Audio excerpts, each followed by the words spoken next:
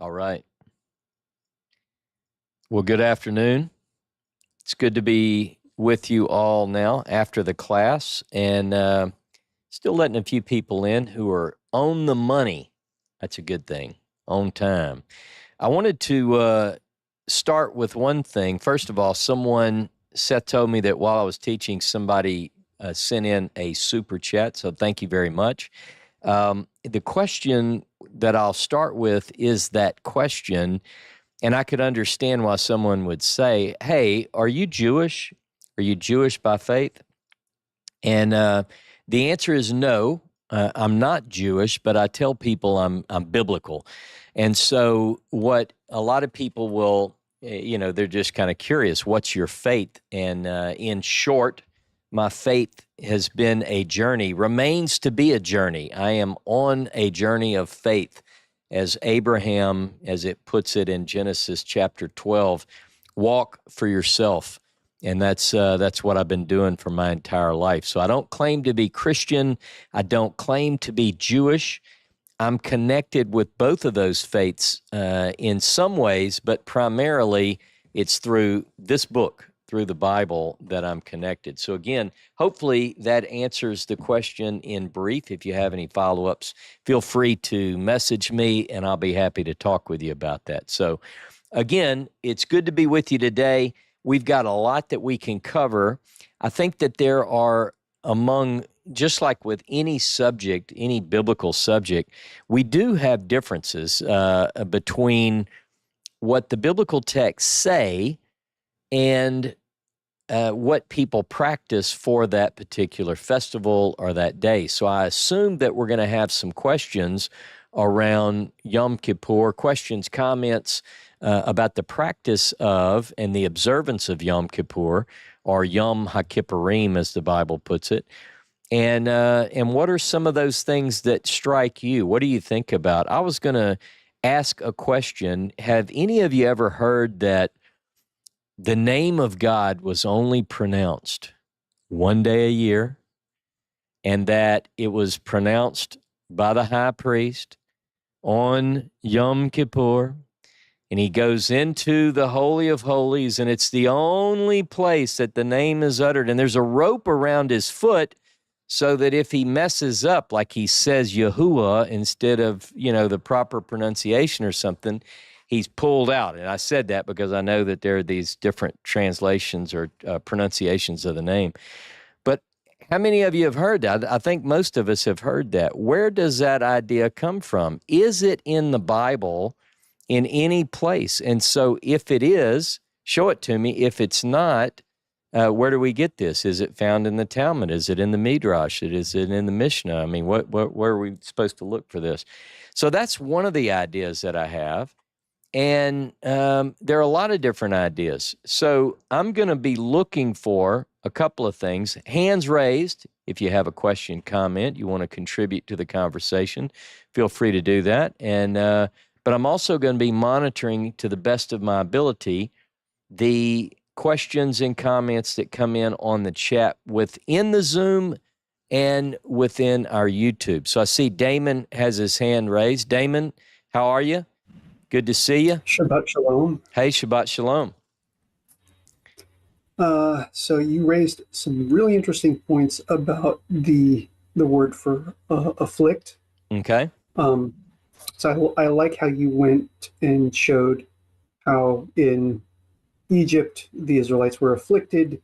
They were afflicted during the wandering in the wilderness. They were supposed to humble themselves, and I think that actually ties in nicely to how we're supposed to understand the two goats. Okay. Goats are not like sheep. Sheep are very docile and compliant. Goats are kind of not. Yeah. Goats are a lot more strong-willed.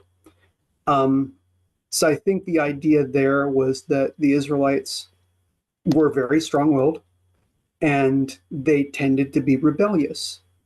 And what God was trying to say is, okay, humble yourselves. There is a repeated phrase throughout, especially with I think Numbers, but it's all over the Pentateuch, being cut off from the congregation. Yep. And Leviticus says they're cut off if they sin in certain ways, but it's basically deliberate sin. If it's unintentional sin, here are these various sacrifices that you can do. But if it's deliberate sin, you're cut off from the congregation. So I think the idea of this goat for Azazel is representing those Israelites who sin deliberately and are cut off. Gotcha. There's also, and you may be thinking a little bit about this as well. There are a couple of different things that I've heard about the sin and association with Yom Kippur. One idea that I've heard repeatedly, that sins committed against God can be forgiven, but as we say, the only sin that can't be forgiven in that fashion is sins committed against other people. So we have to seek forgiveness from the person. So if I steal your wallet, and I would never do that, Damon, but if I did, and I said, I get home and say, "Dear Lord, forgive me for stealing Damon's wallet," that doesn't help you at all. So I would need to get that right with you and say, "Hey, I took this from you. Please forgive me." And so that's one of the teachings that I think we can get into in this conversation too, is, how do we go about the forgiveness of sins when we've committed a breach or a sin against our fellow versus something that violates the holy domain? Yes, anyway, and go ahead. Just real quick to answer that. Most of your listeners are probably already aware, but there's the traditional view that on Rosh Hashanah, the sins against God are forgiven. Yeah. And then during the 10 days of awe, that we're supposed to be reconciled with one another. And on Yom Kippur, the sins with one another are forgiven. But it's, as it were, noted by God, not that God is the one doing the forgiving, as you would say. Gotcha. Hey, can I ask a question? Are you wearing white? Because that is a traditional, it looks nice, but I'm just saying, is that because it's Yom Kippur? Is that a traditional thing? I wouldn't say it's traditional for me, but yes, it's because it's Yom Kippur. Good. No, that's a good point. And I know that several people will be. So, all right, Damon, thanks, man. We'll come back at you. All right, Todd and Angel, how are you? Shabbat shalom, Ross. How are you, brother? I'm doing wonderfully. Look, before you go, let me say one thing that I forgot to mention. I just want to remind people that during our time of retrospection, introspection, and thinking and praying today, let's not forget all the troubles around us. We talk about people who are afflicted. We have people who are recovering from the storm. We have people that are at, from Helene even, and Milton, and just, there's a lot going on in our world. And so I just wanted to say that. And I'm ready now for anything that you guys have to add to our conversation. Well, it was a very interesting class. I'll give you kudos on that one. It really gets you to thinking. Although I was thinking something that Nikita said last night during the Shabbat service, and she makes a good point. When you're already doing what the Most High wants you to do, and you're feeling good from doing it, and everything's going great, why afflict yourself when you obey the Most High? She made a good point with that. And it really got me to thinking, not to mention, like you said before, nowhere else in the Bible is this day mentioned.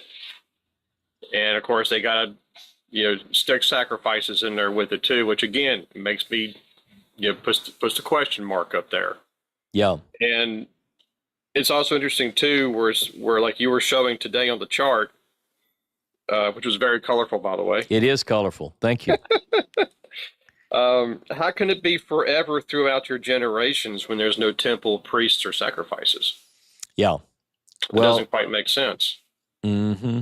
I can understand other things forever throughout your generations, but something like that, especially with it being, in theory, the priestly writings, it still just kind of makes you wonder, exactly what that is all about. And when you read Isaiah 58, 13 through 14, now this is the big one for me right here. This is more calendar oriented. But if the Sabbath is the most important day, then why does a holy day fall on a Sabbath? It doesn't make sense to me. And I'm not trying to get into a calendar dispute. I'm not going to do that.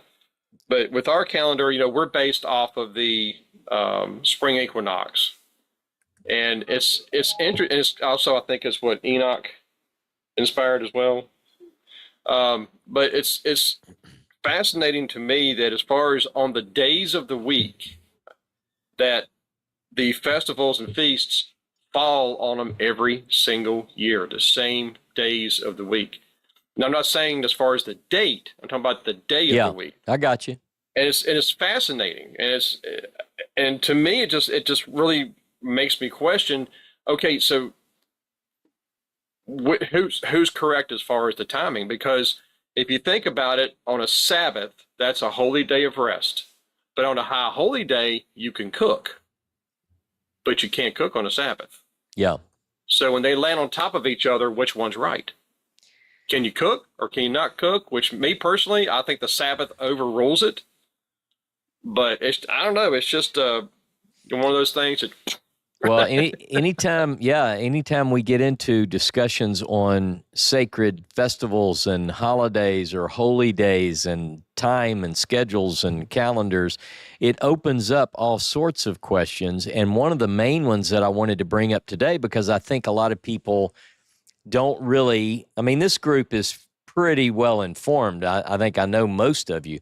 But one thing that I think a lot of people, maybe a broader audience, might not get is this Shabbaton is also a weekly Shabbat, like you said. So why is it that those two overlap? So the bottom line is, that was one of the main points that I wanted to bring up, because I think there is a tendency for people to say, well, today is, you can look in a lot of my books on the festivals, and it makes the point that Yom Kippur is the holiest it's like a holy of holies, in terms of the calendar. And we're going to get into some of this in the later discussion. I'm going to ask, do we have any mention of it in the whole Bible outside of Leviticus? And maybe that one reference in Numbers chapter 29, but it doesn't even call it Yom Kippur. So anyway. I just think it's ironic too, as far as with Yom Kippur landing on a Sabbath. The Sabbath is supposed to be a happy day, a festive day. You eat and everything, hang out with the assembly like we're doing today, things like that. But yet you're going to let the high holy day land on that day, and it's a day of affliction. To me, it's like contradictory. It's almost like sandpaper versus Jell-O. Well, we're gonna come back to that, Todd and Angel, but I'll just briefly say that in my notes, one of the things I have is Day of Happiness, and I'm going to get into entertaining a question that perhaps at one point it was considered a day of happiness and was later, after the destruction of the temple, changed. So we're going to look at that. Possible. All right. Can I come back to you? Why not? All right, stick around. Dr. Tabor, how are you? Shabbat Shalom.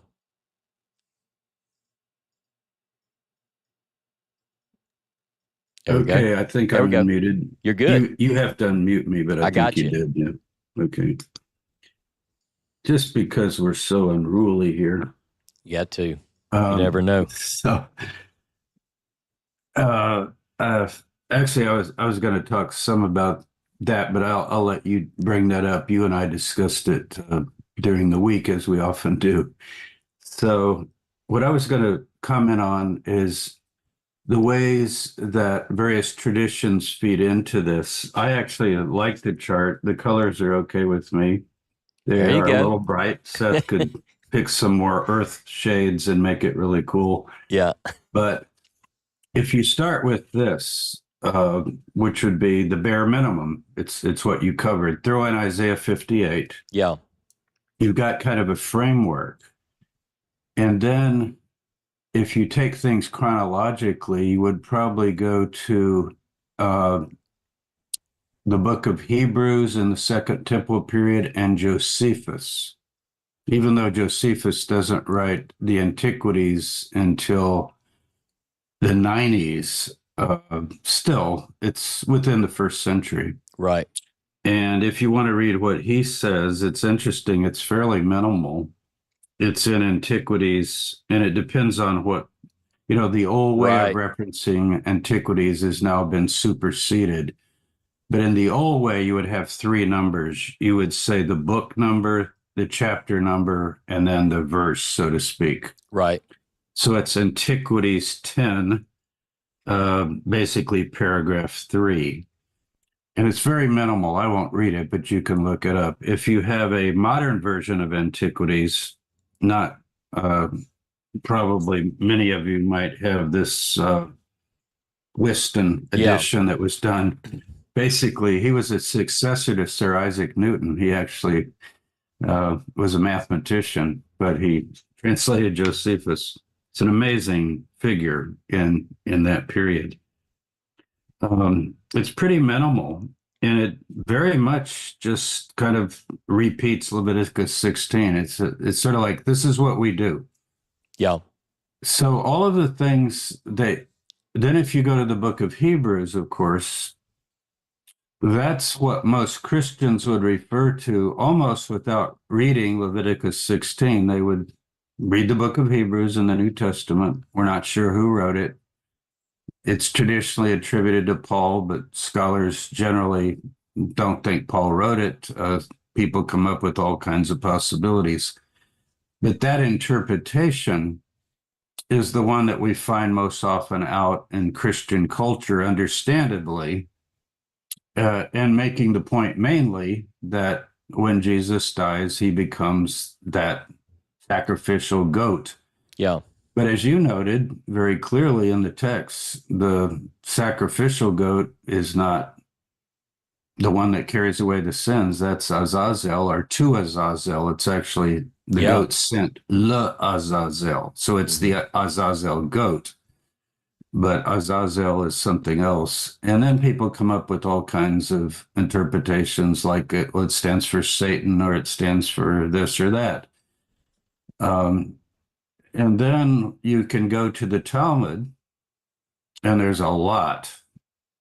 And you can go to the prayer book, the standard prayer book, or you can go to a modern service. Some of you have done all of those things, like you grew up with Hebrews, you got the text right here.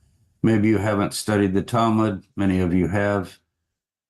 But what's really interesting is going from the kind of minimal thing that Ross went over today to Josephus.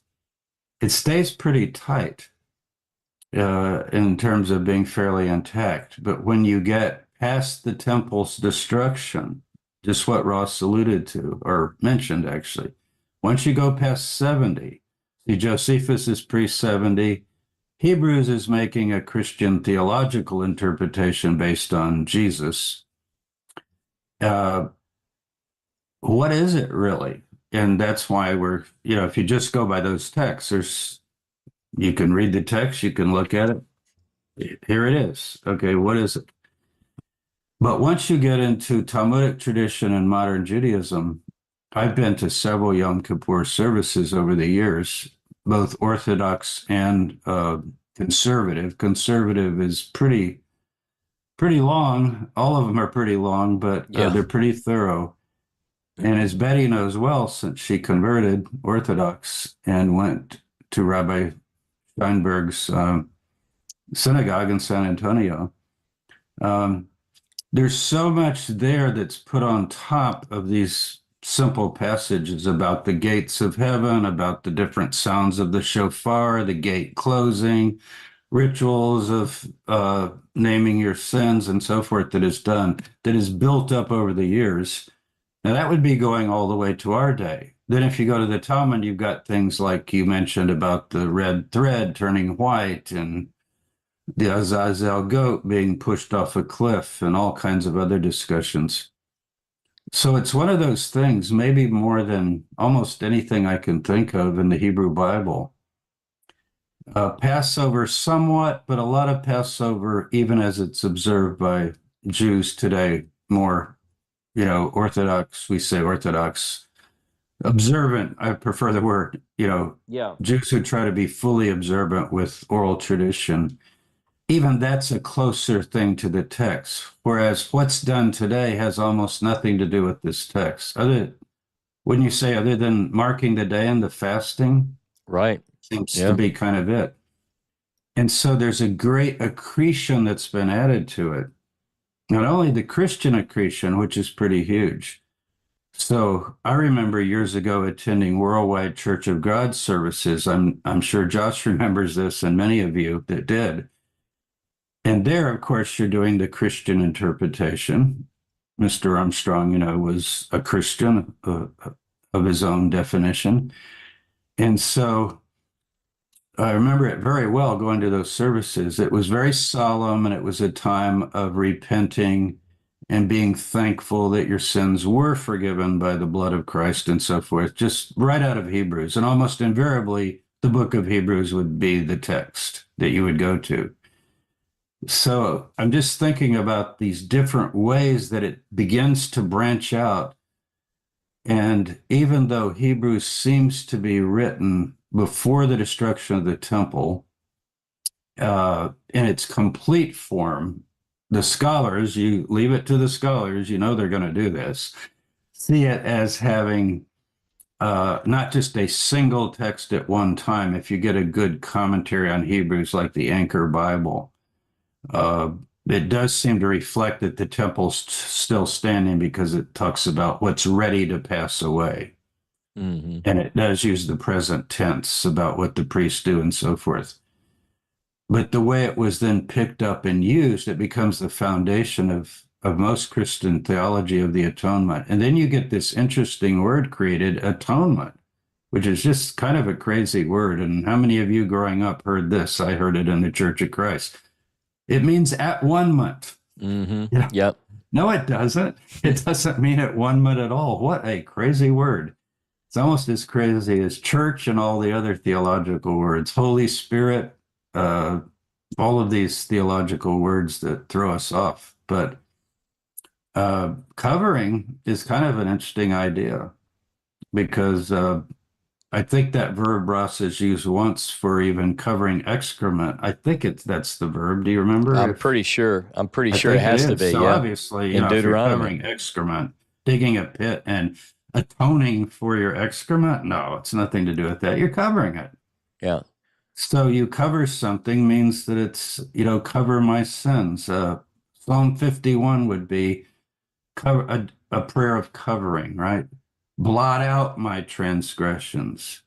Remember, have mercy on me, God, according to your steadfast love. Blot out my transgressions. Don't count my sins against me.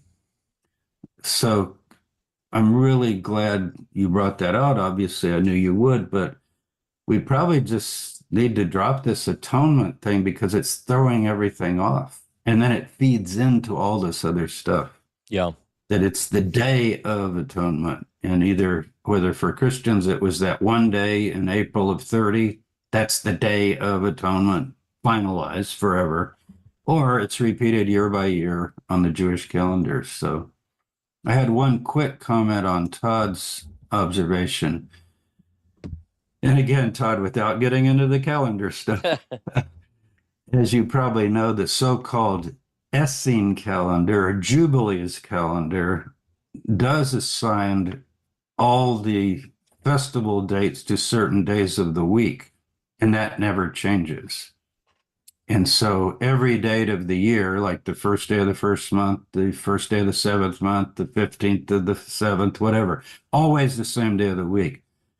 To do that, they have to do some pretty fancy stuff because obviously the 365 and a quarter days does not fit that. Nothing fits that. Everybody has to adjust calendar. They say they don't, but they do.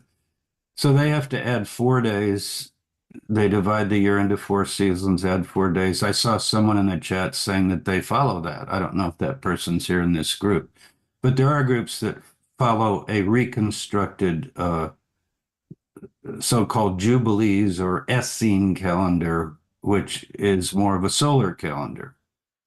And it gives the feeling that things are really in order because, let's say you were born on, February 5th, and it was a Tuesday. If you went by this calendar, every February 5th, it would be a Tuesday forever. Isn't that cool? You kind of, feel, man, the universe is really holding together. It's quite ingenious. I have a video on my YouTube channel if you want to see it, and I give you a chart. You literally can learn it in 5 minutes. It's very ingenious. It's very easy. Is it a colorful chart, James? Is it colorful? The chart? I don't think I colored it, Russ. But it's called something like the Dead Sea Scroll Calendar. You can go to my YouTube channel, James Tabor Videos, and find it. And I explain it. I explain the 3 calendars. So anyway, I was just adding that at the end, Todd. I'm not suggesting anyone go to that where they can feel like the cosmos is holding together. What we don't know is what they did with the quarter day. Remember, it's 365 and a quarter, 0.25. And if you let that 0.25 go for too long, it's going to start throwing things off. Every 4 years, it'll be off a day. Well, a day is kind of a lot. How about over 100-year period? Suddenly your seasons are different, right? So what do the Muslims do? They just let it float, right? What do the Jews do? It's a funny kind of a thing. It's like it's getting out, it's getting away, it's getting away, it's getting away. And then we back it up all of a sudden, right? We back it up either according to the barley harvest or according to Hillel's calculations, where you do the 19-year time cycles and then tertiary months that have 13. But I almost picture it like a car going too fast, and it's like, whoa, brake, we're getting ahead of our schedule here. Pretty soon, Passover is going to be in June, July, August. It's going to be hot. It won't even make sense anymore. Or if you go to the Southern Hemisphere, everything flips. Hello, Jono. Yeah. As we talk about, oh, I love it in the spring. I love it in the fall. Well, switch it the other way, right? So all those things, I hate to complicate everything for people, but when you really study it, and most of you have, all of this. Most of you have delved into this for years. So I think Ross's caution about trying in United Israel and in the Horeb group as well, maybe you're in both, I hope you are, or you come to both. We're one of the few organizations that first and foremost want to be educational. But it's educational with sincere devotion and piety, certainly. We're not doing this just because we happen to find it abstractly interesting to delve into the Hebrew tradition. But we're committed to it. I think all of us are as a faith system. But then there's a huge tent that we're under that, as far as I know, is the largest tent on the planet. And I guess you could call it Abrahamic faith, or you could call it the Hebrew faith. That goes back to the question in the super chat. Are you Jewish? Yeah. And like a good Jew, I'm not Jewish either, technically speaking, but you would answer a question with a question, which Ross did. He actually just answered it, but normally you would say, what do you mean by Jewish, right? Yeah. Do you mean something biological? Do you mean the halakhic definition? Do you mean one of my ancestors was Jewish? I can guarantee one of your ancestors was probably Jewish. Most of you, and some of you already know that.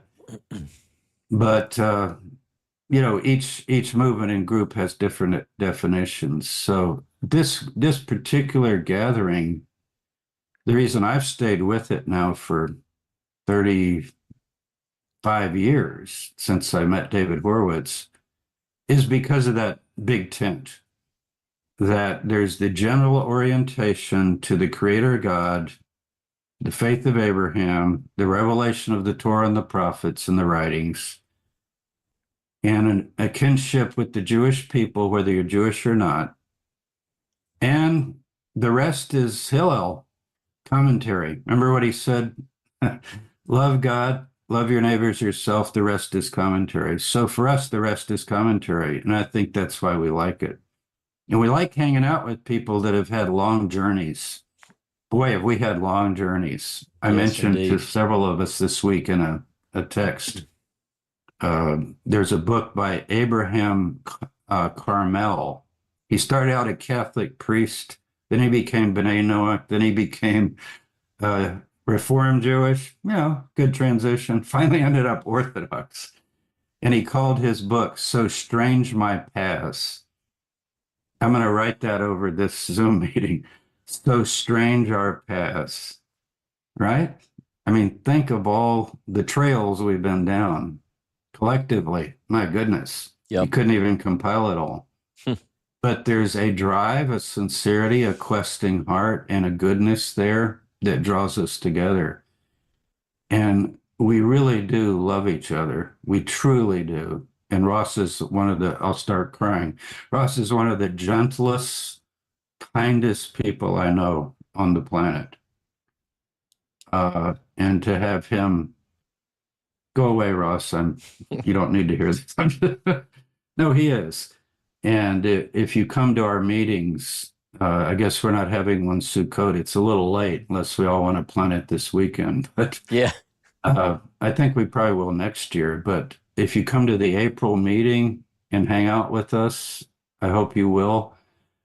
You're going to be so happy. I don't care what you bring. Bring whatever bags you want. We call it bag. Bring your baggage. You don't have to check it. Bring it in the building. Yeah. Whatever your questions are. And it's just an amazing group that was put together over 82 years ago now, 81, 82 years ago. And it's endured and it's growing. So I hope you'll support it financially. United Israel War Union, you get plenty of emails about how to do that. And let's keep supporting Ross so that he can devote, not full time because he has to do a lot of other things, but we do help enable him financially to devote time to this. And boy, talk about getting something back. It's pretty incredible. You're the second busiest person I know, Ross. Okay, maybe the first, but I'm kind of there too. So take care. Thank you. Hey, thanks, James. I appreciate it. Not just the kind remarks about me, but thanks for your insights. And Karen, I am ready to hear what you've got. Karen always comes out with some good stuff here. Let me see if I can unmute. How you doing, Karen? Good. Can you hear me? I can hear you fine. Okay, good. I just want to talk about fasting for a minute. All right. I'm a big experimenter with fasting. I've done a lot of research on it. And, whether you're doing it to be observant or not, it is highly beneficial for your physical health. Okay. While you're fasting, you're cleansing your body.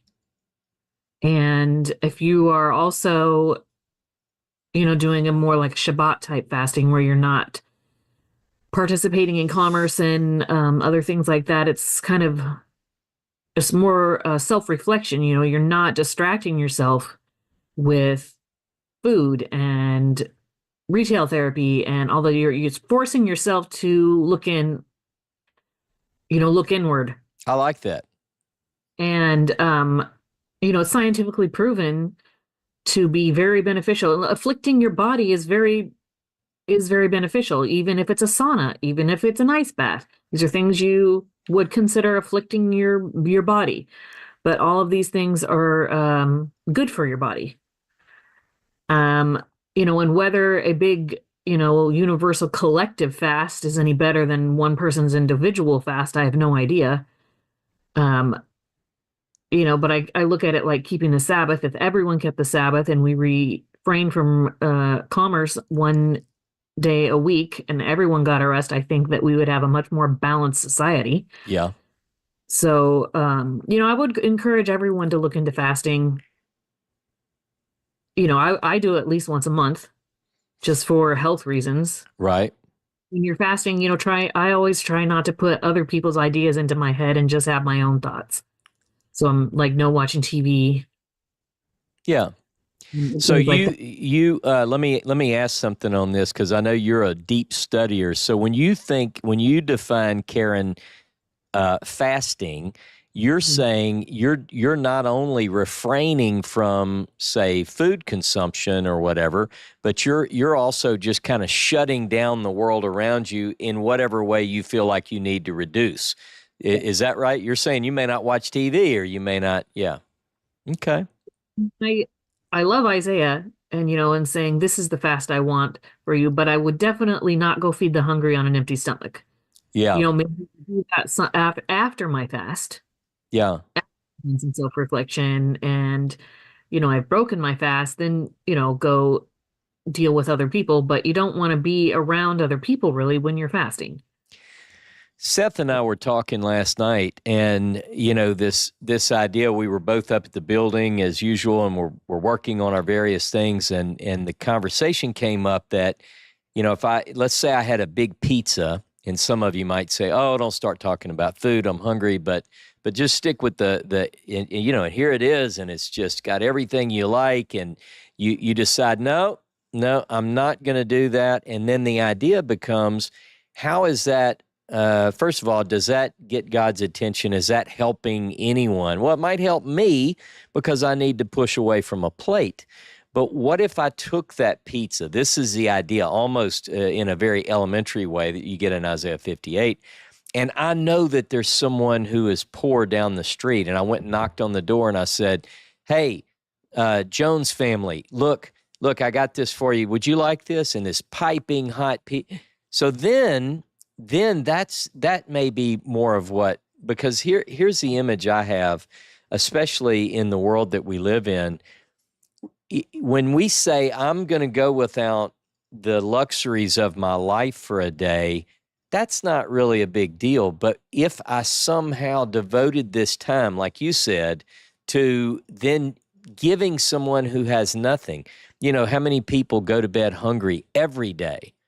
And whereas that's not a problem for me, I never go to bed hungry unless I choose, but I rarely choose. So anyway, no, I think it's good. I think we should take time to shut down from the world around us and just focus things that matter.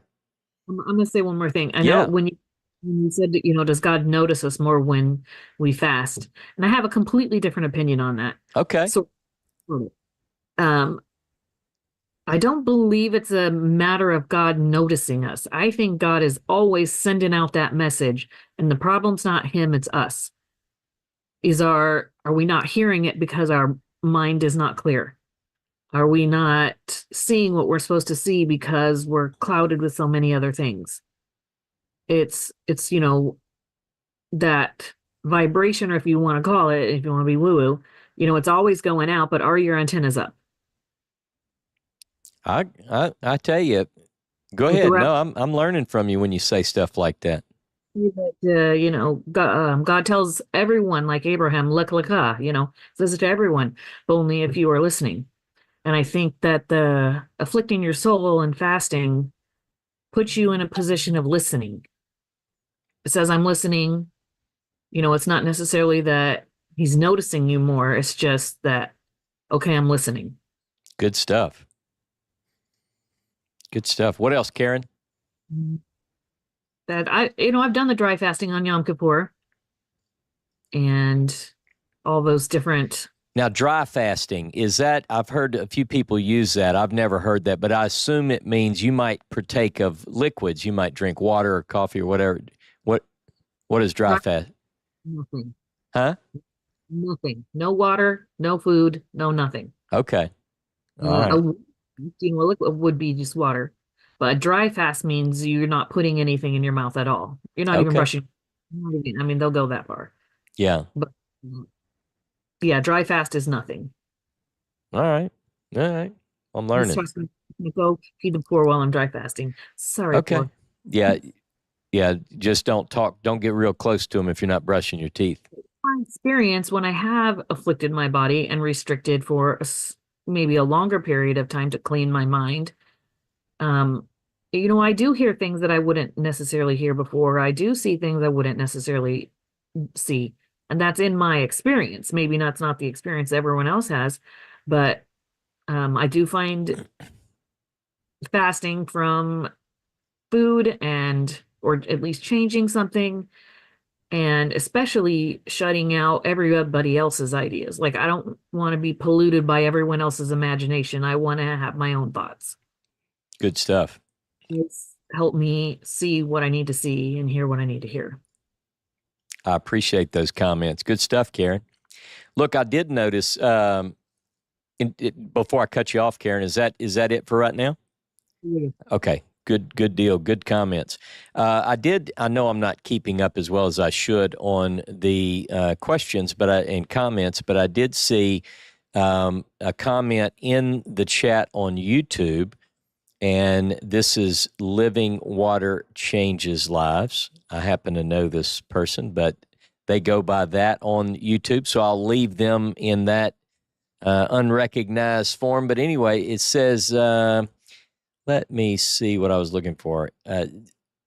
Okay, our family actually brings food to the homeless in Fort Worth on Yom Kippur.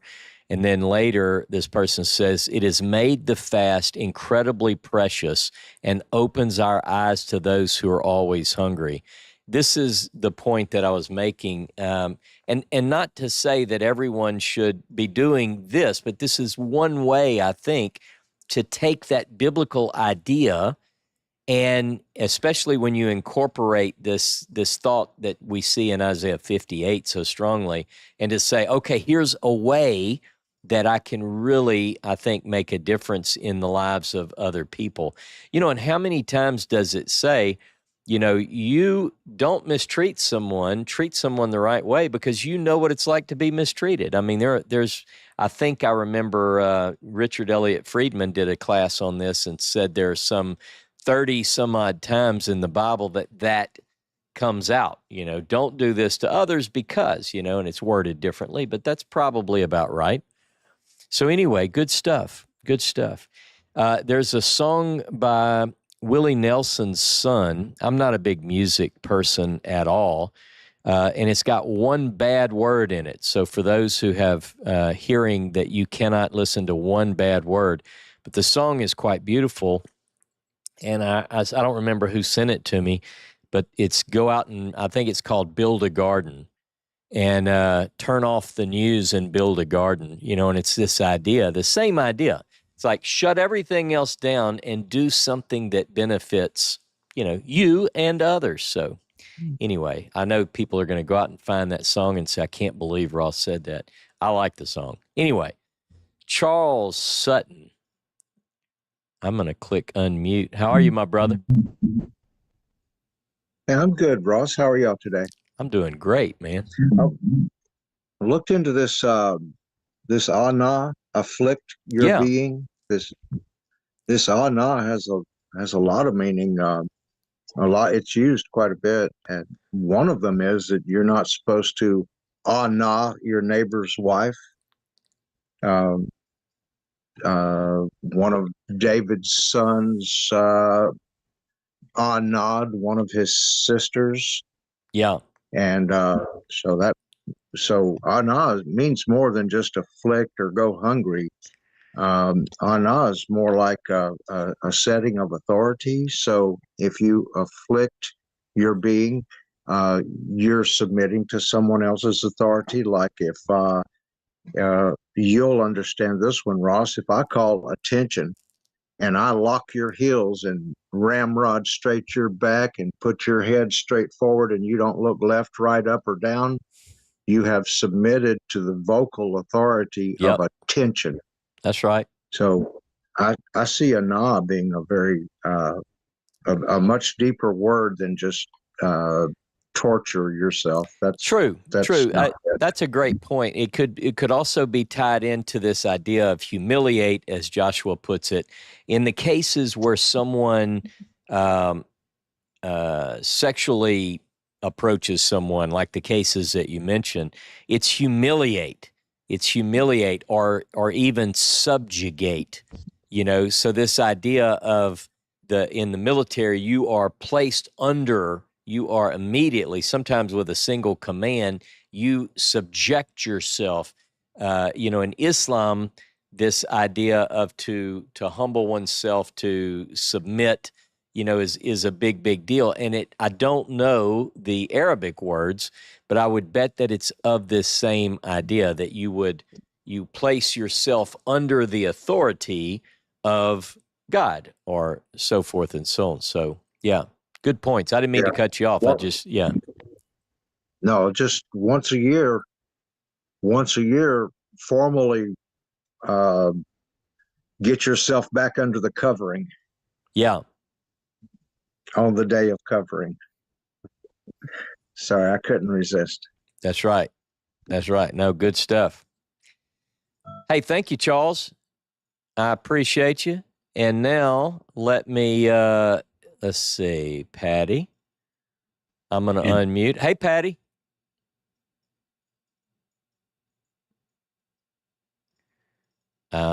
See you. I click unmute. There we go. Okay, can you hear me now? I got you. Hey, Patty. Hey, everyone. Shabbat Shalom, Hag Sameach. And I just wanted to make a comment on what Karen was talking about, the health benefits of fasting. Dave and I do intermittent fasting, and we've been studying it, and there's a term. It's called autophagy.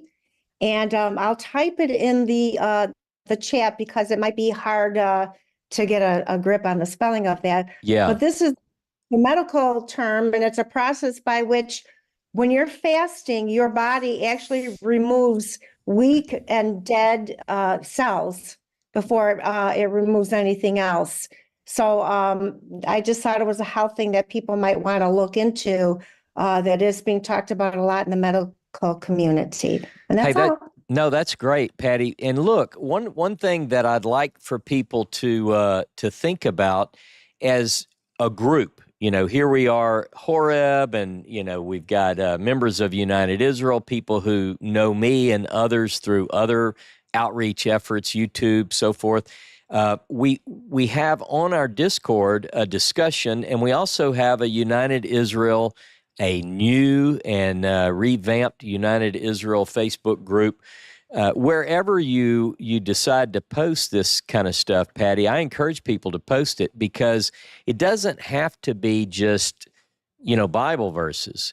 So some of us have different ideas about health and nutrition, and I encourage people. I know Todd and Angel, I think you do some work in this quite a bit, actually.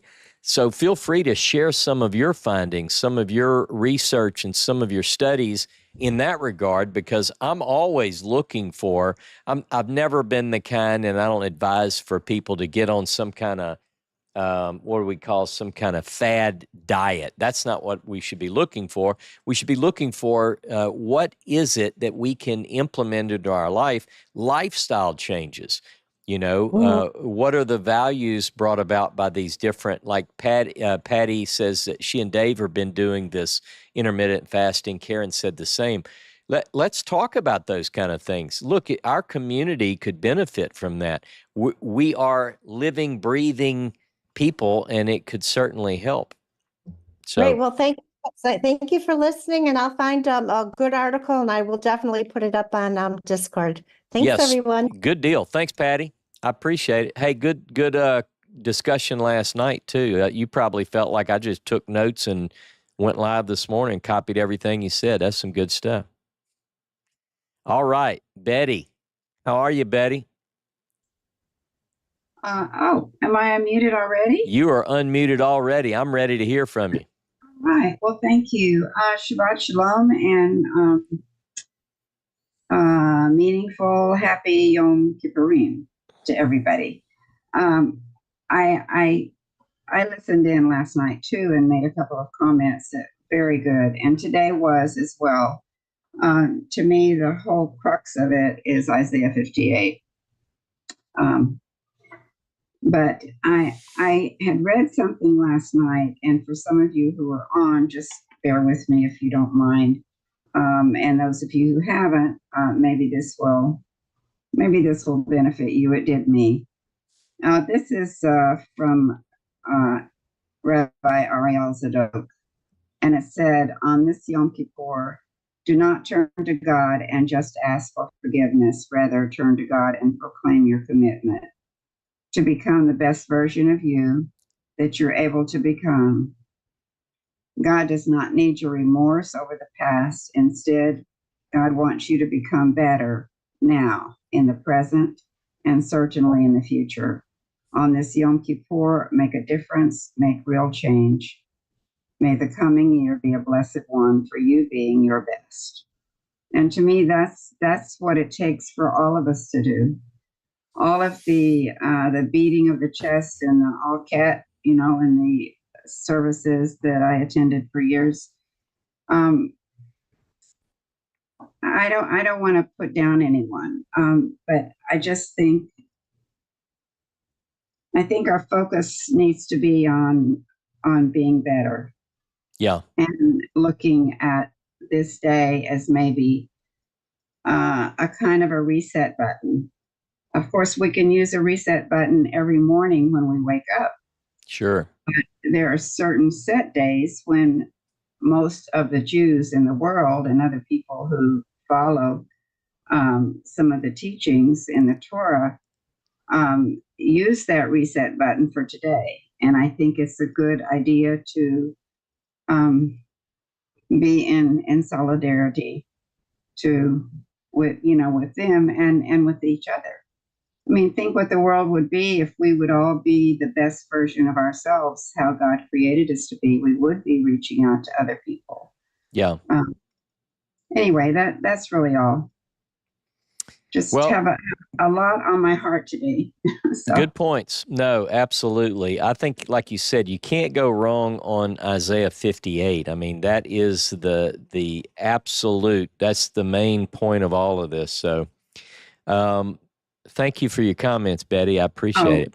You're welcome. Very welcome. I did also, and while Betty's up, I did post in the comments section in the description of the class on Yom Kippur that we gave this morning, the link to Betty's book. So those of you who are interested in the festivals, it's a 12-month, basically, 12 sections. It goes through all the months and what on the calendar is applicable to each one of those. So I think it's a good book. So be sure, and if you haven't gotten it, the link is in the description of the video on Yom Kippur. So thank you, Betty. Thank you. You're welcome. And one thing about the book I just wanted to make clear is that I do go into the festivals as they're presented in the Torah. I add some of the Jewish traditions, not all of them, but I make sure that when I add them, that they are added with traditions, not so that people would confuse that with Torah, because I think there's a difference. Yeah. The traditions can be beautiful and they can help us, but they're not Torah. And so I just want to let you all know. I was just going to say, but you cite those sources very well always. Right. And I'm certainly not opposed to any of that. I mean, it has shaped much of my life for decades now.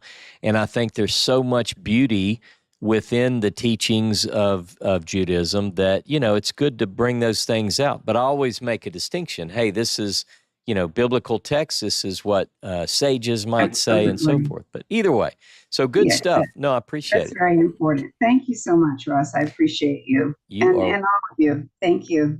All right. Now, let me bring up Nikita. How are you, my sister? Shabbat shalom, my brother. How are you? I'm doing wonderfully. How are you, Nikita? Good question. So, last night, if anyone was in the Dave and Patty class, I had said before that obedience makes me joyful, so I find it hard to be afflicted. Mm-hmm. So I woke up this morning with a fever. I woke up this morning with a fever. My back is hurting. I'm feeling like I'm getting the flu. And I say all that laughing and smiling, not at the Most High, because God knows how much I love him. I love him so much. Is that he's like, to Try me, this. that I'm feeling a little, can you hear me? Yeah, I can hear you. Yeah. Oh, okay. To me, the fact that I'm feeling out of sorts physically, in heightens my joy spiritually and mentally and emotionally. Because when I prayed and said, Lord, I need to be afflicted in order to serve you properly, to observe this holy day, he answered my prayer. So instead of feeling bad because I'm getting sick, it's just that much more better. It's overflowing. And I love him so much. I love him so much. And the reading of Isaiah 58 is a blessing in itself. It's like you don't have to feel physically afflicted if you're not doing those things that he requires of us to help his creation. We're still tending and keeping his garden. Yep. We're still doing that. And if we're not, and so it's like he put a cherry on top of my Sunday. When I woke up with this fever and these flu-like symptoms, I'm like, Lord, what else can I do? What else can I do? I love you so much. And you had asked a question earlier in the week in the Hebrew class, like, why some of you learn in Hebrew is because I want to know the language of my beloved when he speaks. Yeah. But the part about the learning, the way I've been doing it thus far, is when I get a word or get a phrase or scripture, I go and look it up, and it ties that to his meaning to me based on my life. And he knows that. It's all personal.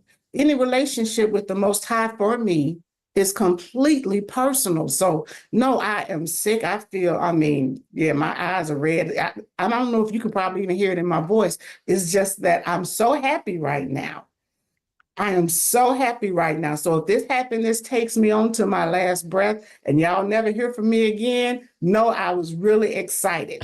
Just know that much. Well, I tell you, I always hear excitement in your voice, and that makes me happy. So I hope that that you do get better, though, even if it's somehow a positive thing in your understanding, which is always good to factor those in. But I do hope you feel better and pray that you feel better. So, but thanks for your comments. I appreciate it. Oh, I appreciate you. And thank you again, like I said, for the reading of Isaiah 58, because the Lord was just like, now you feel sick. When you feel better, go do the rest of these things. Right. Continue to do the rest of these things. I probably because when you're doing that in service, that's how we draw near to him. Right. Because it's giving our will, our physical being over to his usage. And that makes him smile as opposed to anything else. Thank you, Ross. Hey, thank you, my sister. Have a beautiful day and get better. I will. Thank you. All right. Claudia, let me unmute. How are you, my sister? I'm a little bit better than Nikita. Okay, good. So, Shabbat Shalom again. I just wanted to read those verses in Daniel 10. Can I do that? Yes, please. I have a King James Bible, but that's good. That's all I have. Okay. So it says, in those days, that means in the 3rd year of Cyrus and so on, I'm in Daniel 10:2. In those days, I, Daniel, was mourning 3 full weeks. Mourning, that's what he says. Yeah. I ate no pleasant bread, neither came flesh nor wine in my mouth, neither did I anoint myself at all till 3 whole weeks were fulfilled.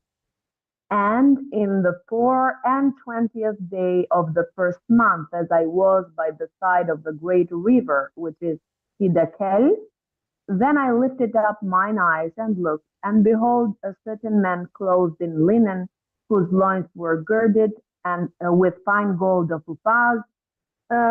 His answer came.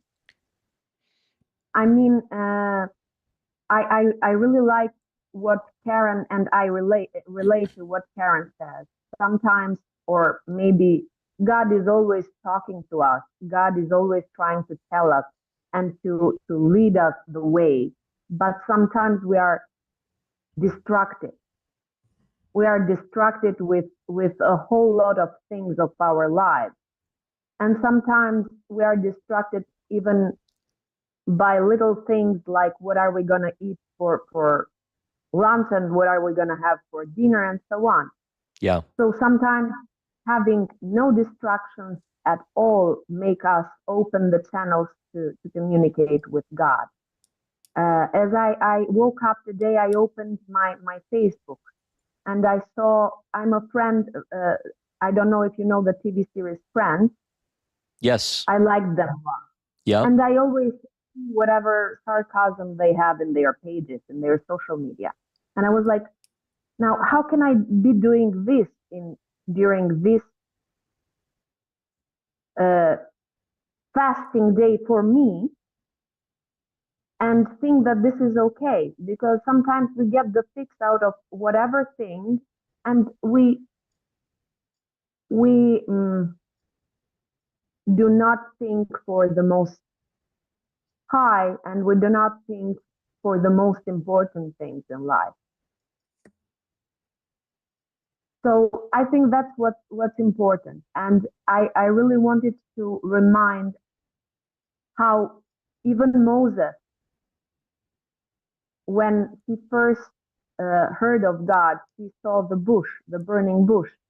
But if he was distracted by many thoughts and many other things in his head, he wouldn't have seen that. I don't know where I read or saw this. Like, who knows how many times we have seen a burning bush, but we didn't. We weren't on autopilot. Yeah. we weren't paying attention. So I think that's what the meaning of fasting is. And on the other hand, I want to again point the fact that Moses did the fasting 40 days and 40 nights like once or twice before getting the 10 words. And also we have Elijah, Daniel, many biblical figures do the fast and then have God's revelation. Yeah. And also I wanted, even yesterday in the chat, I don't know why I thought that the 40 days of Yeshua in the wilderness, it says that Satan was testing him, but perhaps all that was that he was humbling himself, putting himself in affliction to make himself ready to get the mission from Yehovah. Yeah, that's all. Good stuff. So you're kind of thinking all about the fasting this weekend. You know, it sounds like, I think, and that's a good point. I think all of us are looking at who are some of the people biblically, like your example, you brought this up last night too about Daniel. And I think that you're right to think about, the Bible does give us examples where people have fasted and come closer to God. So I think that's the clue. I think it's a hint, and I think we should fast. So good stuff. Yeah, but going again with Isaiah 58, it's not something like, this is a very beautiful day. I think it's a very beautiful day when we get together, all of us, for the same aim, with the same aim. Yeah. But it's something that we have to think even throughout the year. If we fall in something that we know we shouldn't, if we do something that we don't like in ourselves, if we ask for forgiveness, or even if we ask for God's answer, because we are in the middle of two choices or more, then that's a way of living. Yeah. I think. Good stuff. And I'm glad to spend Shabbat with all of you today and talk about these things. I did want to, anything else, Clody, before I want to hit something in this book that I found. Your thoughts made me think of something. Thank you. You good? Yep, I'm good. Thank you. Okay. All right. Look, I have, this book is, it's a book put out it's on Leviticus, Jacob Milgram. Those of you who study, Milgram is the guy. If people talk about commentaries on various books, you talk about Leviticus, in the academic world, Milgram is the guy. He's the one who did the Anchor Bible Dictionary on Leviticus and so forth. So this particular book is just called Leviticus, and it's a study book put out by it's a continental commentary.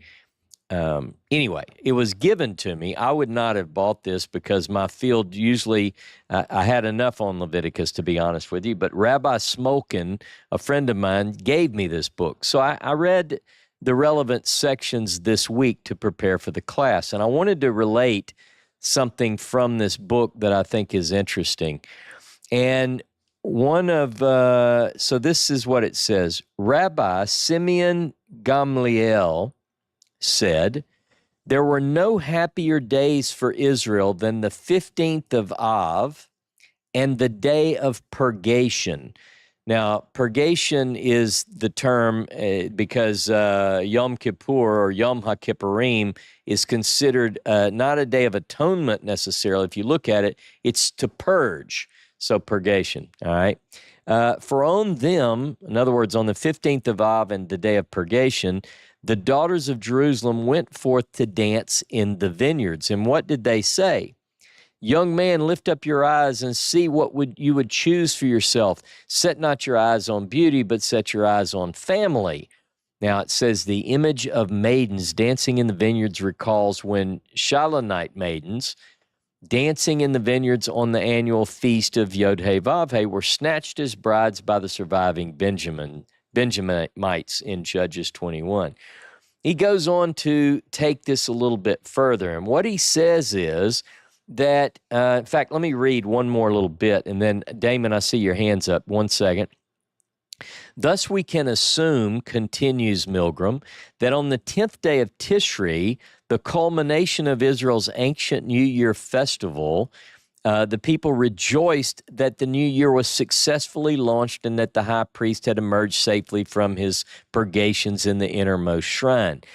There is a full section here where Milgram presents the case. I encourage people, if they're interested, to look at this, that it was originally a day of happiness. And several people have made comments about that as we work, that the original purpose was a day of happiness. But he suggests, again, this is just an academic suggestion, if you will, and it's backed by his research, that after the destruction of the temple, when so-called priestly changes took place in the Pentateuch, according to some, that then it took on a more solemn tone. The day of purgation took on later, reflected by later realities. But the idea originally, according to this particular comment and this particular idea, is that it was originally a day of happiness.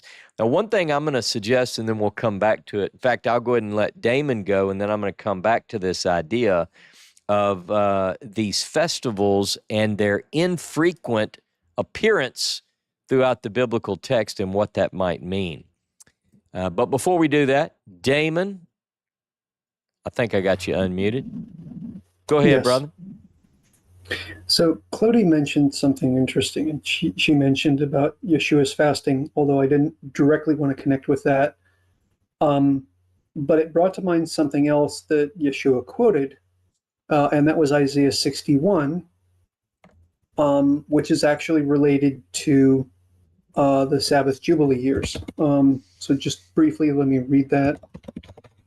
Sorry, I'm pulling up multiple Bible passages in like 3 different tabs here. The Spirit of the Lord God is upon me, because the Lord has anointed me to preach the good tidings to the poor. He sent me to heal the brokenhearted, to proclaim liberty to the captives, the opening of the prison to those who are bound, to proclaim the acceptable year of the Lord. Of course, he stopped there.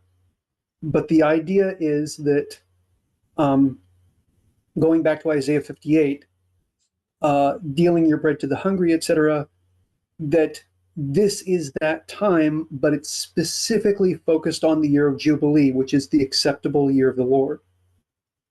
And of course, I'm sure most people are at least familiar with the Sabbath Jubilee cycle. But what's interesting about that, if you go back to Exodus 34 and you read the story of Moses cutting out a second set of 2 tablets, verse 27, he was there for 40 days and 40 nights again. And traditionally, Jews believe that that second set of tablets was given on Yom Kippur. So you have Jesus fasting for 40 days and 40 nights, Moses fasting for 40 days and 40 nights, and here you all of a sudden have Jesus reciting something that's associated with the year of Jubilee, which was announced on Yom Kippur. So it looks like there's a connection with this set of 40 days in the fall. Traditionally, it's believed that that 40 days was in the spring, but I think it was in the fall. Whatever. What's interesting about that is the connection with Sabbath Jubilee years and Isaiah 61.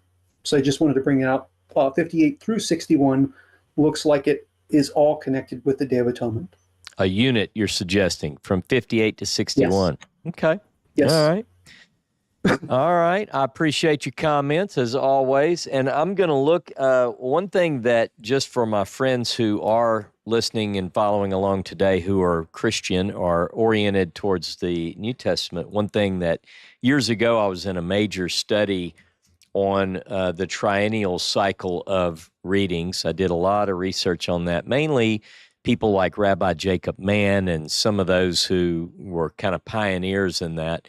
I do think that that is a significant and very important study, the triennial cycle of reading. So when Damon brought up Isaiah 61 in the connection with the gospel narratives, you remember, most of you, some of you are no longer in any way with the New Testament, but this is interesting because it's one of the earliest examples in any literature of how these synagogue services took place in the first century. Now, if you travel to Israel with me, you'll get to visit some of these synagogues in, the ruins of these synagogues all around the Galilee.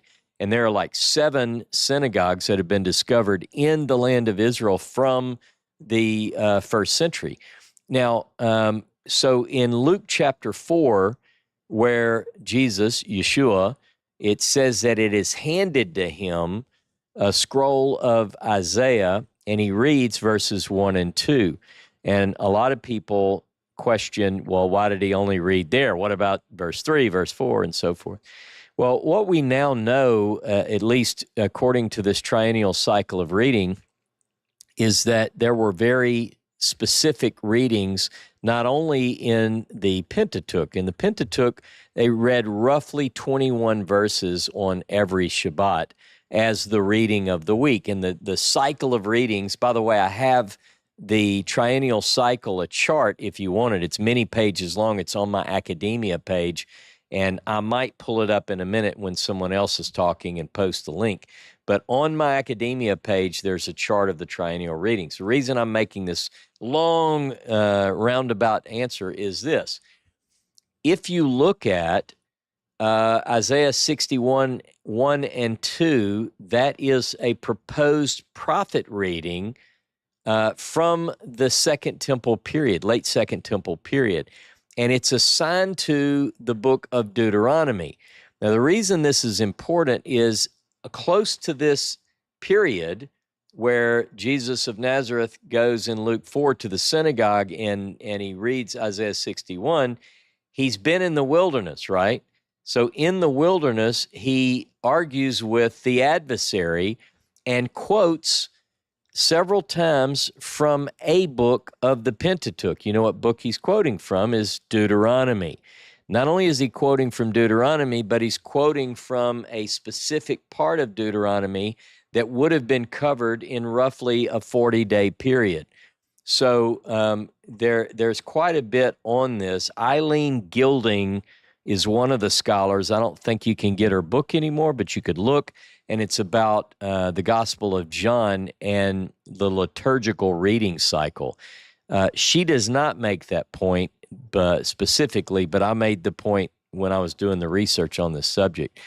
Anyway, there's a lot to connect some of these ideas in the ancient triennial cycle, and I love the triennial cycle. I think that it gives us insight into things that we often miss when we rush through in a year to go through the Torah portions. Now, I'm going to say something else about Torah portions while I'm on a roll, and then I'm going to get Todd and Angel to come up. Some of you may or may not know that Jono Vandor and I, we just announced yesterday that our new time together, our new podcast is about to hit the ground. And what I think is interesting, and I think you'll like it, is Jono has done Torah Pearls, and he sort of made this popular. Many of you have followed. He's done 2 other seasons of Torah Pearls.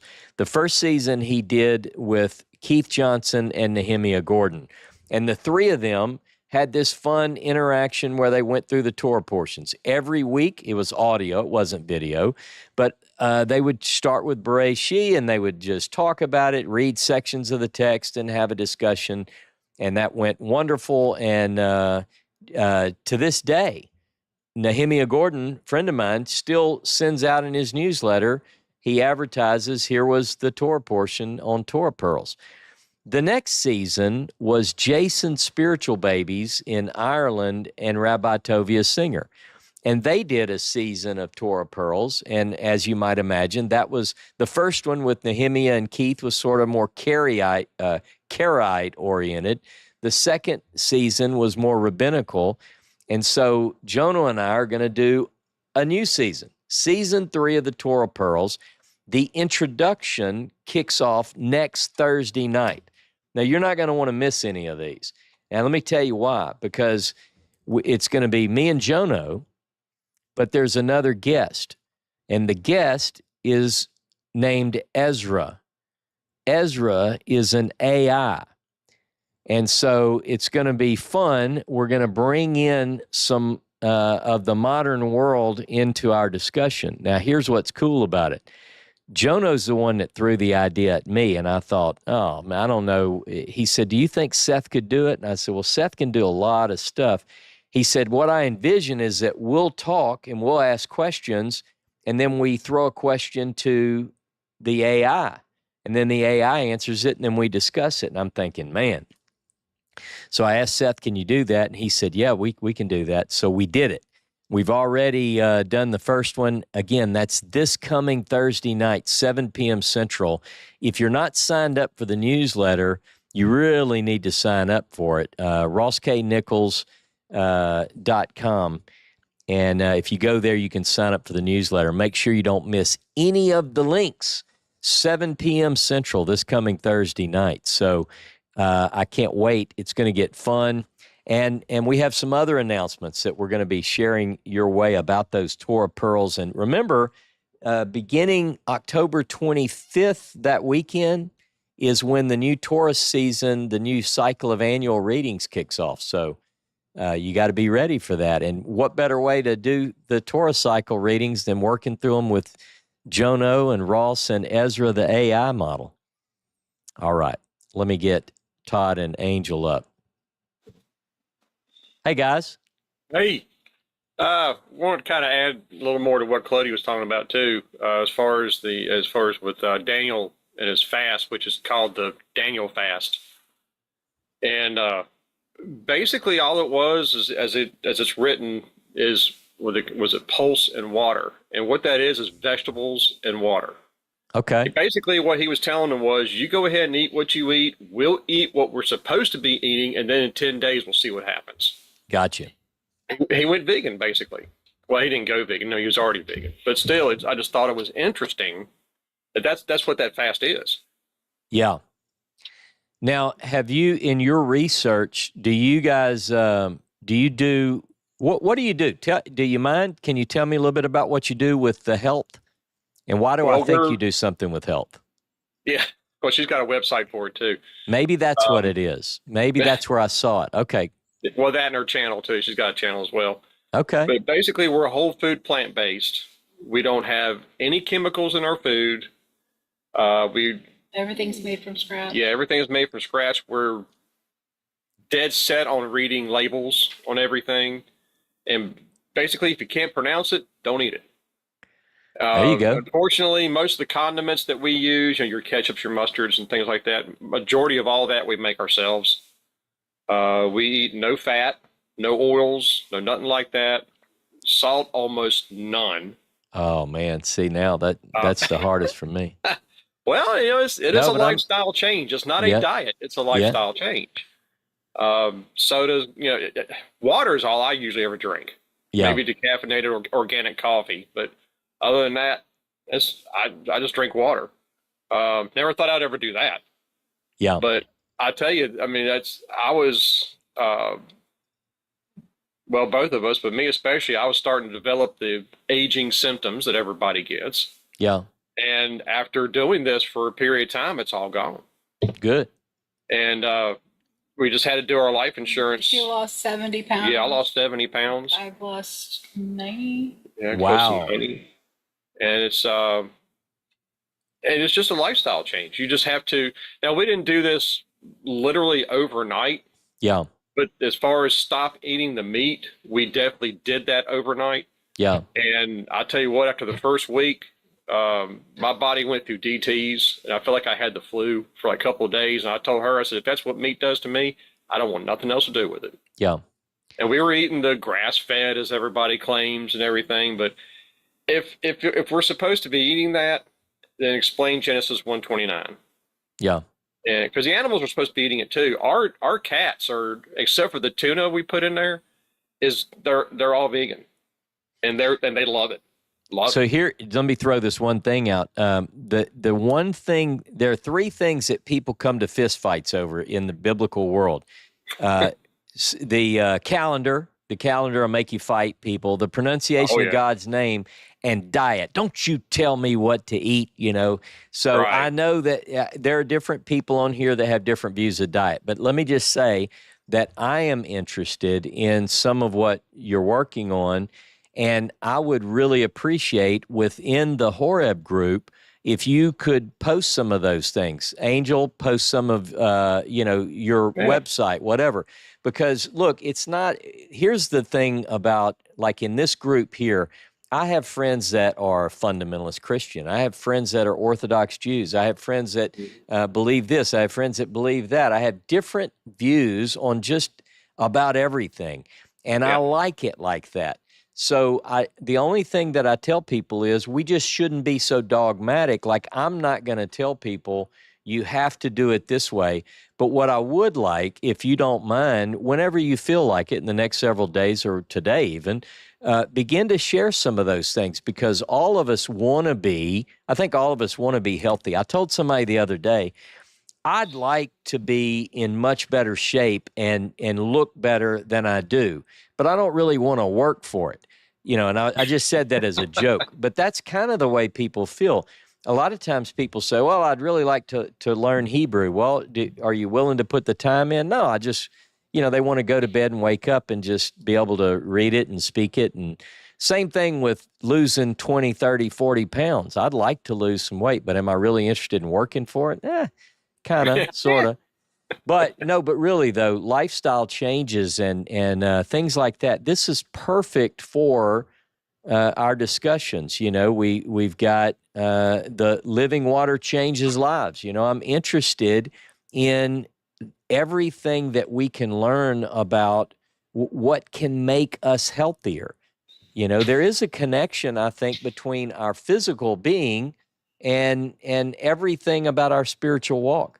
And there is a lot more coming out about various substances, and we should be reading labels. I'll give you an example. My mother has recently lost 40 pounds through good nutrition, not like on a fad diet. I'm talking about good nutrition and learning to exercise and get in better shape. And she's very proud, and she should be. we had a little bit of a scare a few weeks ago.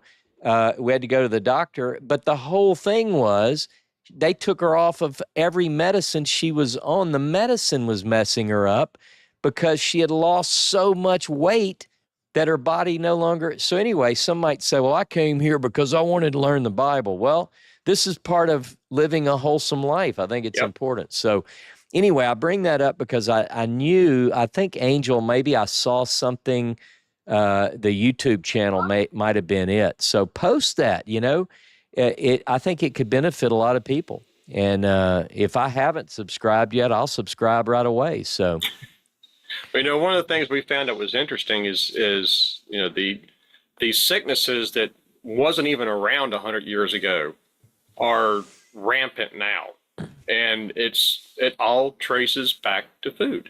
Yeah. I mean, it's like I tell people, especially the guys at work, they just can't believe that what I eat for lunch. Are just like, are you serious? Like, yeah, love it.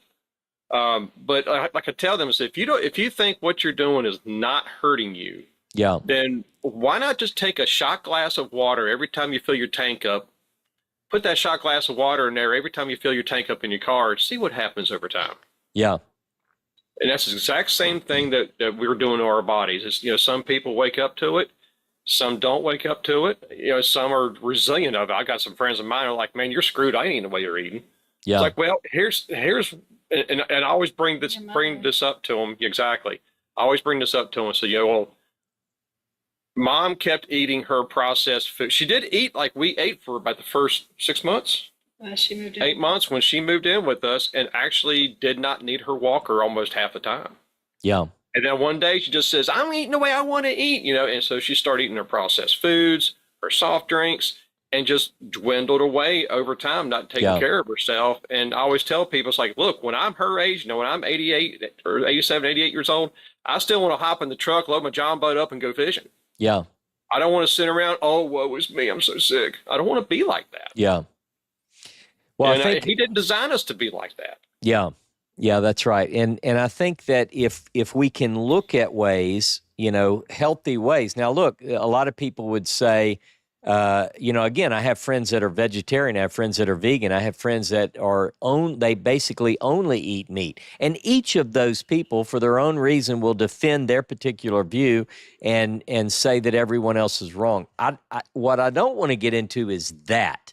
What I would like to get into, though, is what are some things that different people have learned that have benefited them?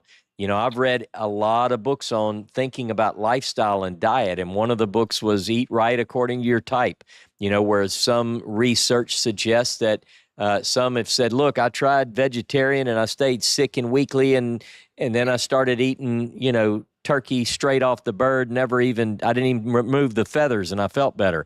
So you're going to see all sorts of different ideas, but how do we tie in health and physical and spiritual and let people do their own research?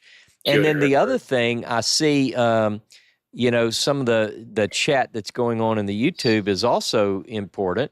And, one says, I'm intrigued. I haven't been able to make a great tasting ketchup, so I'd love the recipe. So if you have ketchup recipes, look, Bridget is making more and more from our garden. And awesome. So quite a bit of what we now eat is food that she's put up from the garden, and fantastic. I eat eggs. We have chickens. We have our own eggs. You simply go out, you grab, well, Bridget does. She does all of this. But anyway, so there's some good, we should focus on not only the spiritual aspects of faith, but how can we, now I know this is a New Testament concept, but if this is a temple, as some people would define it, how do we take care of the temple, So right. would we bring things in that aren't good for us? And again, I'm talking more like I overeat salt, or, should we eat a bag of Oreos in one sitting, or ever should we taste an Oreo again? So those are the kind of things. Anyway, on a day when many people aren't eating, I guess it's got me thinking about all sorts of food. And if you're going to think about food, why not think about healthy foods and how do you eat the right things? So, well, we've been vegan now for about 8 years. And when we first started changing our lifestyle as far as eating and everything, we actually went keto for about 6 months, which is all fat, no carbs, all meat, eggs. I think we're going through 6 dozen eggs a week sometimes, just everything. And we felt miserable. Yeah. And eventually he just kind of opened our eyes and said, you ain't supposed to be doing this. And we started feeling so much better. And my diseases got worse. My blood pressure kept going up. My diabetes kept getting worse. And those are my blood pressure. I'm off all blood pressure medications. I'm finally off all diabetes medications. So my body is slowly healing. It's just, I ate crap for a whole really long time, and it's taken a while for my body to heal itself. Yeah. And it's not that the diet is healing me, it's that I'm giving my body the nutrients that it needs to heal itself. Yeah. And well, I did fasting and everything too. So, a couple of years back, she asked me when I was on vacation one week, she said, do you want to fast with me? And I'd never done it before. Yeah. I said, okay, yeah, if you want to fast, I'll fast with you. It was 7 days. Yeah. Never fasted before in my life, and I'm doing 7 days. I've lost my mind. Yeah. But after a couple of days, it didn't faze me anymore. Yeah. But your mind gets so clear. As far as being able to smell, it's not the best, but it was then. My eyesight was getting a little bit better. It's just interesting how fasting does help, and it is healthy for you. Good deal. Just be careful when you go back to eating. Right. You have to slowly. Yeah, grapes here and there, or something light. Yeah. But it does help. It really, fasting is definitely helps. So when Yom Kippur comes up and we're doing a dry fast, we don't drink water, nothing, no eat, no drink, no nothing. 24 hours is almost like standing on our heads. Yeah. It really doesn't faze us. We get hungry, but it doesn't faze us. And we get thirsty, but it's, Yeah. But we're okay with that. That's easy stuff for you guys. Yeah. Well, yeah, unfortunately. Hey, no, but that's good though. You've trained your body to respond in a certain way, and that's really look. I see Josh. I want to get you up in just a minute, but I wanted to say, it's all of us should look at ways to be more healthy. And again, we're not saying everyone who's listening to us has to do a certain thing. That's up to you. Look, the older I get, the more I believe in freedom. I want people to have the freedom to do what it is that they find in their own research and experience. Even when I teach the Bible, it's here's what I have learned from my experience and what I know from the biblical text. You don't have to agree with me on everything. Unfortunately, some people think that that's some expectation, and when they don't agree with me on one thing, then they just leave. And I'm thinking, where'd you go? I don't want you to leave. I want you to stick around. But health improvements to our health they're important. Whether we, if some of us and some who are listening to me now may not be in great shape at all. Maybe you have physical problems that prevent you from getting up and exercising. But I would just say, whatever you can do to improve your health, if it's just a little thing, if you're wheelchair bound, if you're bed bound, I don't know who all's listening to me. So I don't want to paint a picture like, let's all go out and train for the next marathon. But let's work together. This is a new year on the Jewish calendar. How many people do New Year's resolutions, at least in a secular time, and they go, man, I'm really going to get in shape, and I'm going to start walking, and I'm going to do this, and then we sort of lose that drive to do it, and and we've got equipment that we bought on Craigslist or whatever you call it, where you buy something and now we use it to hang our dirty clothes on. But I'm just saying, what could we do to get in better shape? I quit using smokeless tobacco last July. It's been a little over a year now, a year and a few months. But I did that for decades.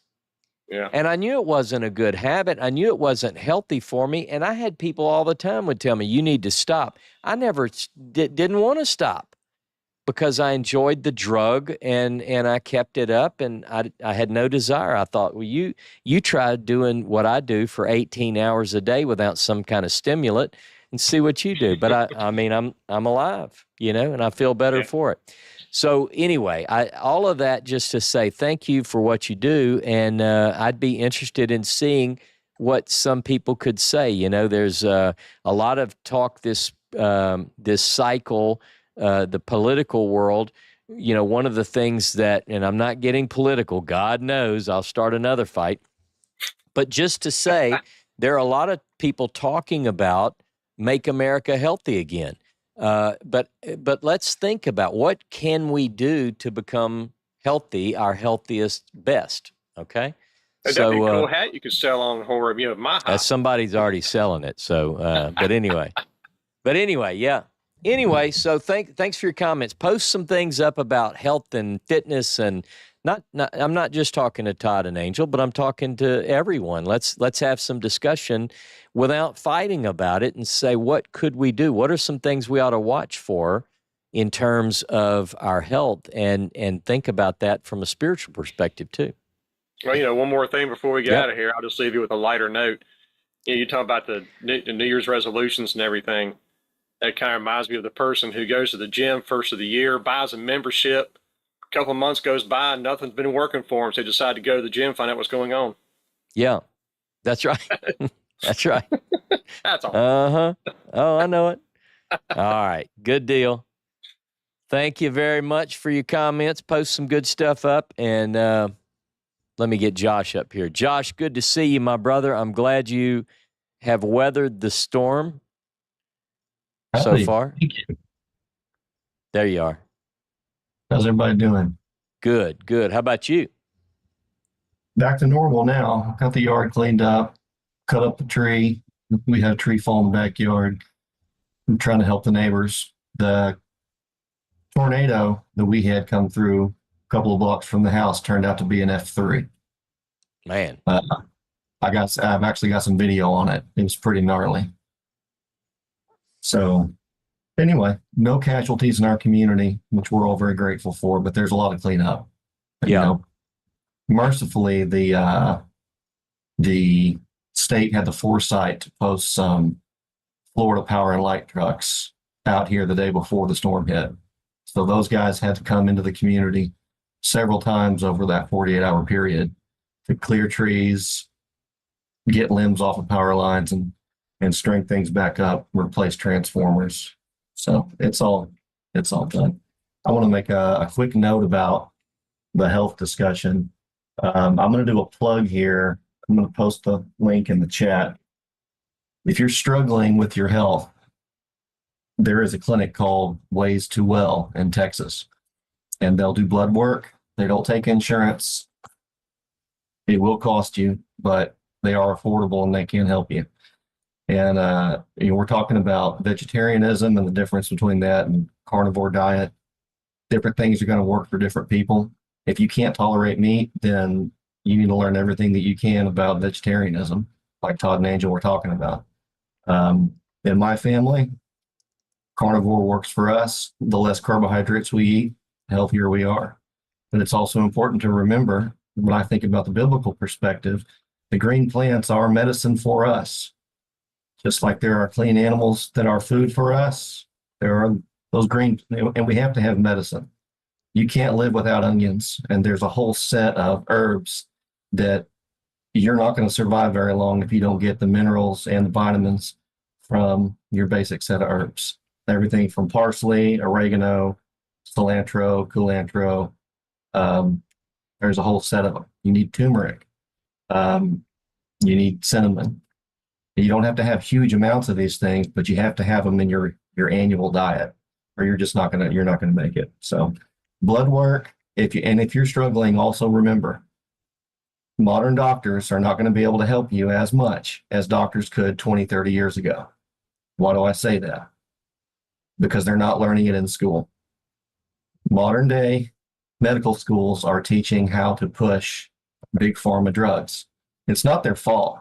I mean, I taught music to a whole family of kids. Their dad was a doctor.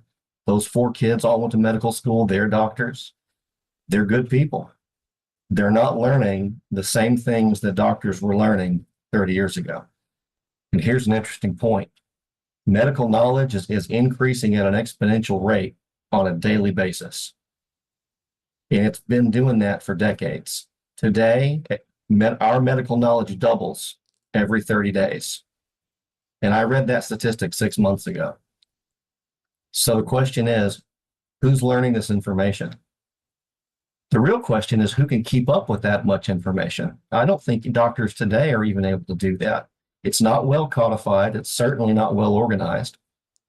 So that information is largely going to large corporations who can afford to pay the payroll to have people study all that data, and then they get to benefit from all that information because they can actually use it. So our challenge for our personal health and to take responsibility for our personal health is to seek out physicians and organizations that are focused on holistic health. And Ways to Well is something that my wife found. She actually found him on the Joe Rogan podcast. The guy that started it, he's got a whole life story about trying to help people as a doctor. He started his own pharmacy. He was trying to do supplements, vitamin and mineral supplements, and he kept getting hit by the FDA. So now he's got a network around the United States that does Ways to Well doctors, and they pretty much do blood work. So long story short, if you're not getting results from your doctor, this is a good place to start. And if you're struggling with your health, get your blood work, find out what your type is, find out what fuel you need to put in your body to get you healthy. Like for me, I didn't know I was low on testosterone. Apparently, my whole family, all the men in my family are low on testosterone. I had a doctor tell me that testosterone is not important for human health. And the more that I dug into it, it affects your thyroid, your metabolism, your energy levels, the way that your body produces adenosine triphosphate. There's a whole stack of things that are affected by basic hormones for men and women. And if you're not getting the right hormones, either because of your diet or your genetics, or even the stuff that they put in our water supply can affect you in a big way. Stuff that they weren't putting in the water 20 or 30 years ago, they're putting it in there now. But it can be combated with good diet and getting to know your blood type and what you're low on will help you. Good stuff. And so just to kind of piggyback all of this, I'm going to make a statement. Horeb Institute brings forward a lot of cool stuff, but we're not doctors. So none of this is, and that's the only caveat. So I believe in freedom, and I want people researching, and I want people sharing their ideas, and exchange of ideas is what the world needs. Bring your best comments, your research forward, and let's discuss these kind of things. But just, I don't want somebody to say, well, I listened to, Brother Ross, and he told me not to eat this, and I developed this little fungus on my earlobe, and whatever. So I'm not responsible. To your point, Ross, that's why they call it medical advice. Yeah, I've had doctors here in Florida, right? I've had doctors here in Florida try to argue with me about that basically that I needed to do what they said because they were professionals. Yeah. I said, it's called medical advice for a reason, because ultimately you are responsible for your own health. So you have to do your own research and you have to make your own decisions. Everybody does. And even if you listen to your doctor, well, they're there for a reason and they've got a good education. Yeah. But you know what I'm saying? That's right. It's up to you. It's up to you. Yeah, that's right. It's up to you. So I would encourage people, on this day of fasting to, when you come out of it, those of you who are fasting, think about, be very focused on what should I, if I'm going to consume substance, food, which I assume all of us will, what should that be? And what's going to be the most beneficial for me? Again, it's one thing to just lay off of food for 24 hours, but food is something that many of us, at least in the wealthy world that we live in, not that I'm wealthy and many of you may not be wealthy, but But at the same time, many of us eat 2 to 3 meals a day. And if we're going to eat 2 to 3 meals a day, what should we be putting in our bodies? I mean, so think about this as an opportunity to get into some good discussion on the Horeb channel. I think that would be something very interesting, just to get people talking about some good stuff. Okay, we've been going for an hour and 45 minutes, which is fun and exciting, and I thank you for all your time. Look, don't forget, stay up with what we've got going on. You know, this coming Thursday, I think this is going to be some fun stuff. If we can start this season of Torah Pearls off with a big show on this particular Thursday night at 7 p.m. Central, I think you're all going to enjoy this. It's going to be this is just the introduction to the series, but you'll get to meet, you already know Jono, you already know me, but you get to meet Ezra. And this is going to be fun. So now what I would like to tell you is that if you are part of the Yachad, you're already supporting what we're doing. We appreciate you so very much. Thank you. It's easy to be part of the Yachad, but Jono and I are thinking of ways where you can have your questions directed to, well, any of us, obviously, but especially to Ezra. And, you know, if you want to hear what Ezra thinks about certain portion in the Torah portion, shoot it to us, and we'll maybe be drawing names out. So just a little perk for helping us to do everything that we do.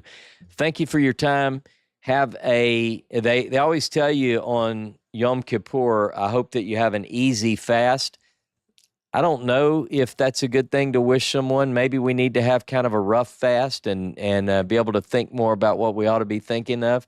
But whatever that is, have a blessed day, and let's try to live up to the expectations of Isaiah 58. I look forward to seeing you Thursday night on the premiere. Shabbat Shalom, Shavua Tov. Thanks for joining.